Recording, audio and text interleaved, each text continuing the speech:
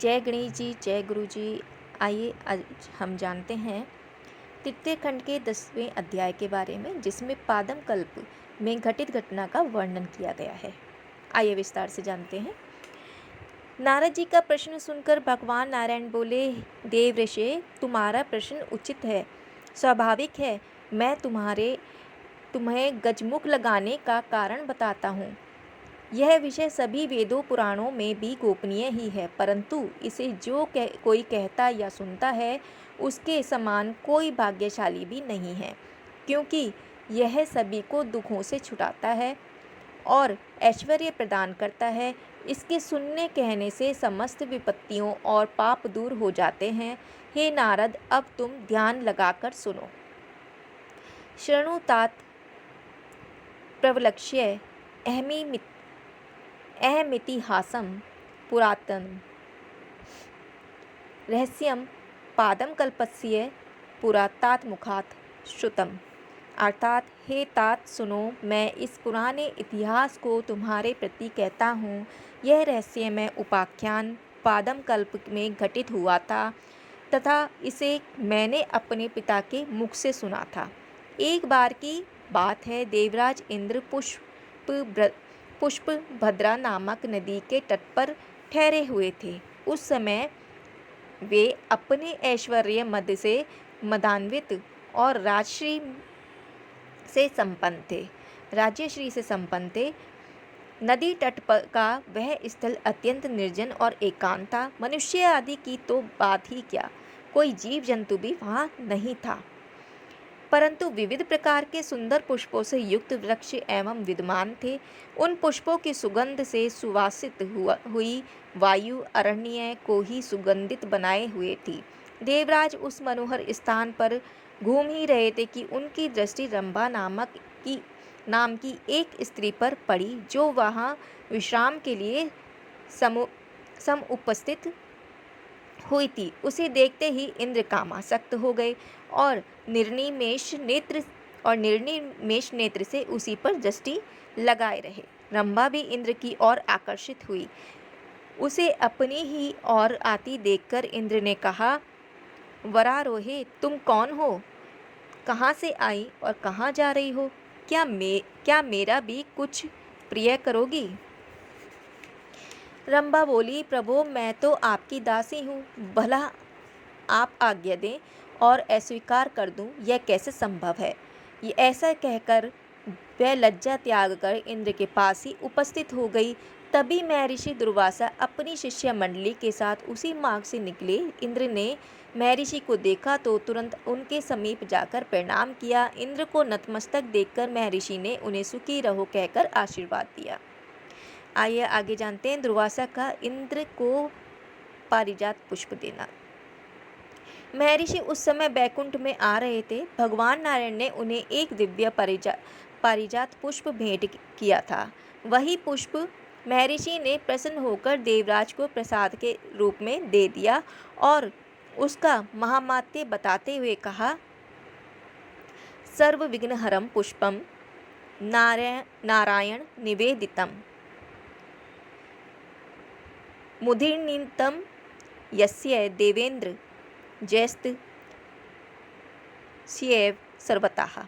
अर्थात, हे देवेंद्र, यह पुष्प सभी विघ्नों को नाश करने वाला है। भगवान नारायण द्वारा प्रदत्त यह पुष्प जिसके मस्तक पर सुशोभित रहेगा, सब प्रकार से उसकी विजय निश्चित है। इस पुष्प को मस्तक पर धारण करने वाले का सर्वत्र पूजन होगा।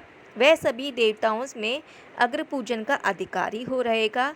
महालक्ष्मी जी भी सदैव उसके साथ रहेंगी। जब तक यह पुष्प रहेगा, लक्ष्मी जी उसका त्याग नहीं करेंगी। उसे धारण करने वाला व्यक्ति ज्ञान, तेज, बुद्धि, बल, पराक्रम आदि में साक्षात भगवान श्री हरि के ही समान हो जाएगा। जो परम अहंकार मद के वश में पड़कर भक्ति भाव पूर्वक मस्तक पर धारण नहीं करेगा, वह भ्रष्ट श्रीवाला होगा। यह भगवान श्री हरि का नैवेद्य निर्भिमान रूप से धारण करना चाहिए। आगे जानते हैं पारिजात पुष्प को हाथी के मस्तक पर रखना। इस प्रकार कहकर महर्षि दुर्वासा और अपने शिष्य के सहित कैलाश पर्वत की ओर चले गए। उधर इंद्र ने महर्षि से तो पुष्प ले लिया, किंतु अपने मस्तक पर धारण नहीं किया, वरन रंभा के निकट ही हाथी के मस्तक पर स्थापित कर दिया। हे शौनक, पुष्प का वह निरादर इंद्र के लिए दुर्भाग्य बन गया। अप्सरा रंभा को इंद्र से विरक्ति हो गई और वह उन्हें विरह व्यथा देकर अपने स्थान को चली गई। मस्तक पर भगवान नारायण के नैवेद्य रूप पुष्प को धारण कर इंद्र का हाथी भी महाबली और महातेजस्वी हो गया था। उसने भी देवराज का साथ छोड़ दिया।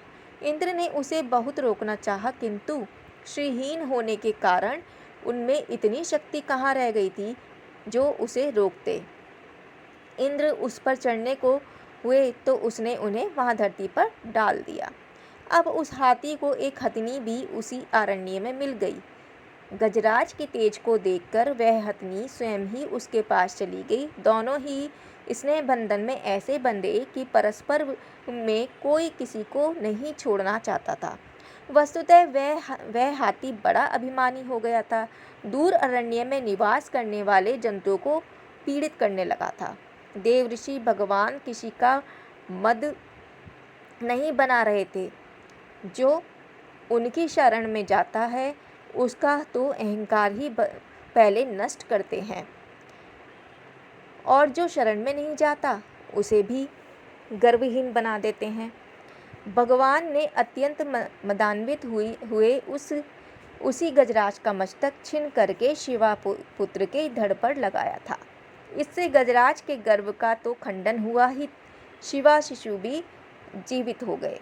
वत्स, यह मस्तक चरित्र मैंने तुम्हारे प्रति कह दिया है, जो भी कि सभी पापों को नष्ट करने वाला है। बोलो, अब क्या सुनना चाहते हो? शौनक बोले, हे सूत जी, हे महाभाग, आपने यह बड़ा सुंदर सुखद वृतांत सुनाया है। प्रभु, अब यह बताने की कृपा कीजिए कि श्रीहीन हुए देवराज इंद्र ने फिर क्या किया, किस प्रकार उन्हें राजश्री की पुनः प्राप्ति हुई, यह सब मेरे प्रति कहिए। सूत जी बोले, शौनक, तुम्हारा जो प्रश्न है वैसा ही प्रश्न महर्षि नारद जी ने श्री नारायण से किया था। उन्होंने पूछा, हे जगन निवास, हे प्रभु, अभिशाप को प्राप्त देवराज एवं उनके अनुयायी देवगण खोई हुई श्री को पुनः कब किस प्रकार प्राप्त कर सके, वह सब मेरे प्रति कहने की कृपा कीजिए। तृतीय